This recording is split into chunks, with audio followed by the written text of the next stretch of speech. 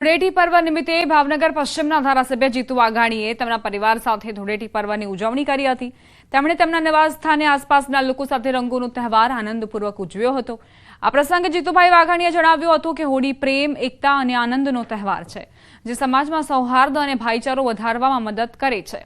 તેઓએ ઉમેર્યું હતું કે આવા તહેવારો આપણને આપણી સંસ્કૃતિ અને પરંપરાઓ સાથે જોડે છે।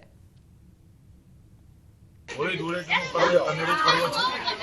આજે ધૂળેટી છે ત્યારે સૌ પરસ્પર સ્નેહ શુભેચ્છાની આપલે કરતા હોય છે। રંગોથી સૌનું જીવન ભરાય જાય, પાછળનું બધું જ ભૂલીને હેત પ્રેમથી સૌ ભેટીને શુભકામના આપીને નવેસરથી શરૂઆત કરવાનો દિવસ એટલે ધૂળેટીનો દિવસ છે। સારા દિવસોની શરૂઆત છે। મારા સોસાયટીના પરિવાર સાથે, મારા પરિવાર સાથે હંમેશા પરંપરાગત રીતે વર્ષોથી હોળીને ધૂળેટીની ઉજવણી થતી હોય છે। અમારા સોસાયટી ઇસ્કોન પરિવારે પણ આ વર્ષે આયોજન કર્યું છે। મહેસાણામાં ધૂળેટી પર્વનો રંગ જામ્યો। ધૂળેટીને લઈ વોટર પાર્કમાં લોકોની ભીડ ઉમટી। લોકોએ પાણીની વચ્ચે રંગો સાથે ધૂળેટી પર્વની ઉજવણી કરી। ઊંઝા હાઈવે પર આવેલા વોટર પાર્કમાં ધૂળેટીનો ઉત્સાહ જોવા મળ્યો। નાના ભૂલકાઓ સહિત પરિવારો મોટી સંખ્યામાં વોટર પાર્કમાં પહોંચ્યા।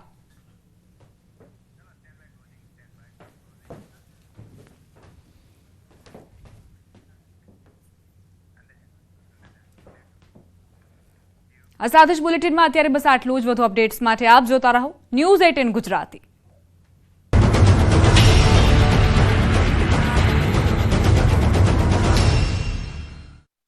તેના સ્ટાર્ટઅપ વડોદરાવાસીઓ તહેવારમાં બહારથી મીઠાઈ કે અન્ય ખાણીપીણીની વસ્તુઓ ખરીદતા પહેલા 100 વાર વિચાર કરજો, કેમ કે વધુ કમાણીની લાલચમાં કેટલાક વેપારીઓએ લોકોના જીવ જોખમમાં નાખવાનું નક્કી કરી લીધું છે।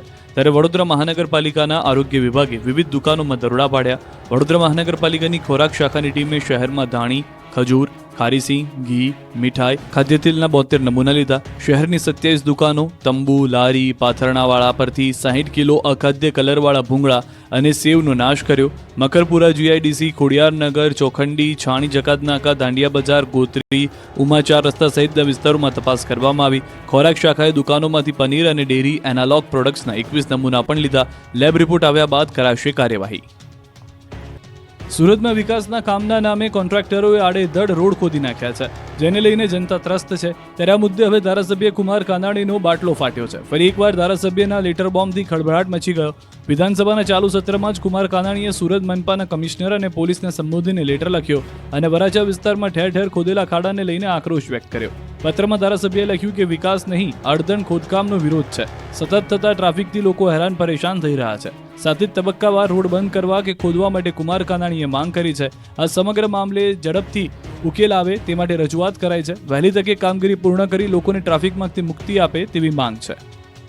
બે હાથ જોડીને લોકોની માફી માંગતો અને સીધો દોર થઈ ગયેલો આ એ જ લુખ્ખો જેમણે સુરતમાં આતંક મચાવ્યો। શહેરના સચિન વિસ્તારમાં એક દુકાનમાં તોડફોડ કરી દાદાગીરી કરી હતી।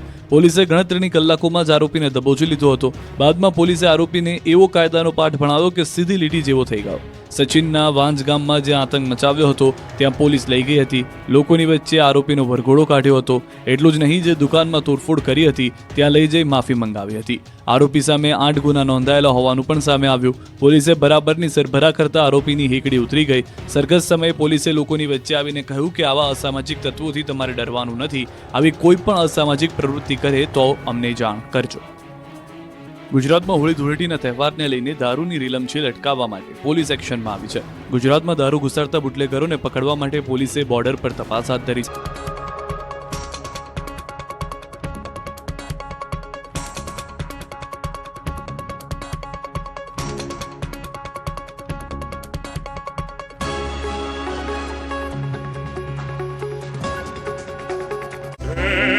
ધારીના મોરજર ગામે 9 સિંહો પાણી પીવા માટે પહોંચ્યા। મોરજર ગ્રામ પંચાયતના સીસીટીવીમાં 9 સિંહો થયા કેદ।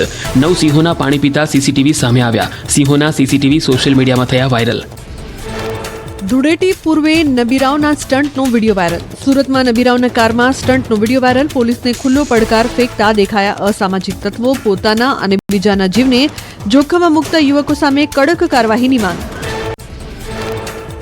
દાહોદની માતંગી નગર સોસાયટીમાંથી થઈ બાઇકની ચોરી। એપાર્ટમેન્ટના પાર્કિંગમાં પાર્ક કરેલ મોટરસાયકલની થઈ ચોરી। પોલીસે ચોરીના સીસીટીવીના આધારે ફરિયાદ નોંધી શરૂ કરી તપાસ। સુરતમાં જહાંગીરપુરા વિસ્તારમાં એટીએમમાંથી ચોરી। બોલેરો કારમાં આવેલા 3 શખ્સોએ એટીએમને બનાવ્યું નિશાન। લાખો રૂપિયાની ચોરી થયાની આશંકા। દુકાનદારી શખ્સ સીસીટીવીમાં કેદ। વડોદરામાં દારૂની લૂંટનો વિડીયો વાયરલ થયો. નેશનલ હાઈવે પર દારૂ ભરેલી કાર પલટી જતા લોકોએ દારૂની લૂંટ મચાવી હતી. અકસ્માતમાં ઇજાગ્રસ્ત ડ્રાઈવર તડફડિયા મારતો રહ્યો અને લોકો દારૂ લૂંટીને ભાગી ગયા. હોળીના પવનને લઈને ચોમાસાનો વર્તારો. પવનની દિશા જોઈ અંબાલાલ પટેલની આગાહી. આ વખતે ચોમાસું 8 થી 10 આની રહેશે.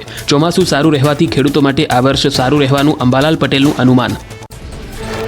અમરેલીમાં વડિયા બસ સ્ટેન્ડ વિસ્તારમાં પવન સાથે જોરદાર વંટોળ. ધૂળની ડમરી સાથે પવન ફૂંકાયો. એસટી બસ સ્ટેન્ડ પરના રસ્તાઓ પરની દુકાનોના હોર્ડિંગ્સ અને છાપરા હચમચી ગયા.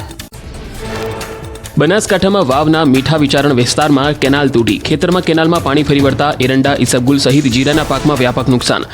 વહેલી તકે કેનાલના સમારકામ અને વળતર આપવાની ખેડૂતોમાં ઉઠી માંગ. ગીર સોમનાથના ખેડૂતો માટે સારા સમાચાર. 15 માર્ચે ગીરના સિંગોડા ડેમમાંથી પાણી છોડાશે. પાણી છોડાતા સિંગવડા નદી બે કાંઠે વહેશે. નદી કાંઠેના 12 ગામ કોડીનાર શહેરને એલર્ટ અપાયું.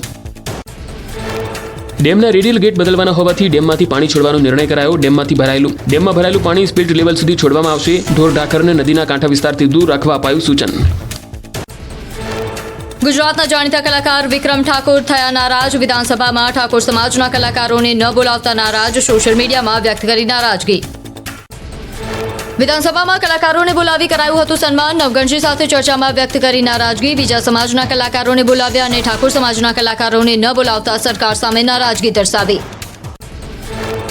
સુરેન્દ્રનગરના સોલડી ગામમાં ગ્રામજનોનો વિરોધ. ગામમાં શરૂ થનારી મેડિકલ વેસ્ટની ફેક્ટરીને લઈને ગામ લોકોનો વિરોધ. 7000થી વધુ લોકોએ કાળા વાવટા ફરકાવી નોંધાવ્યો વિરોધ. સોલડી સહિત આસપાસના 10 થી વધુ ગામની જમીનમાં મોટું નુકસાન થવાની શક્યતાને લઈને કર્યો વિરોધ. ફેક્ટરીમાં કોઈ મોટા નેતાનો પુત્ર ભાગીદાર હોવાનો સ્થાનિકોનો છે આરોપ. તંત્રએ આપેલી મંજૂરી રદ કરવા લોકોની માંગ. ગેરકાયદે દબાણને લઈ મોરબી જિલ્લા પોલીસની સતત બીજા દિવસે કાર્યવાહી. રીટા ગુનેગારોની ગેરકાયદે મિલકત તોડી પાડવાની કામગીરી કરાઈ. માળિયા મિયાણામાં હિસ્ટ્રી શીટરની ગેરકાયદે મિલકત